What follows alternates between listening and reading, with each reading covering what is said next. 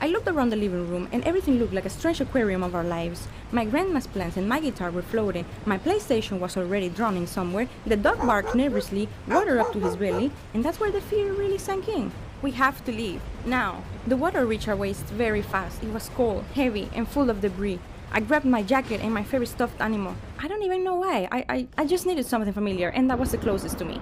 Everything was being swallowed by the water while the current grew stronger, and by the time we reached the front door, it was chest deep and pulling against us. We made it out to the front yard, where a pile of construction blocks stood about 2 meters high. It wasn't much, but it was the only high ground we could find. We climbed the pile of blocks and stayed up there for what felt like hours, watching the brown water swallow the yard and just waiting for help. The rain kept falling, but it became less strong with the time, and slowly the water stopped rising. And for the first time, in what felt like forever, a few sun rays broke through the clouds. It was finally over. Soon we saw volunteer rescuers coming down the flooded street, trying to help everyone they could. And when they finally reached us, they helped us crossing the flooded street safely to where 8 teams were already waiting for us to help us. We were finally out of the flooded street.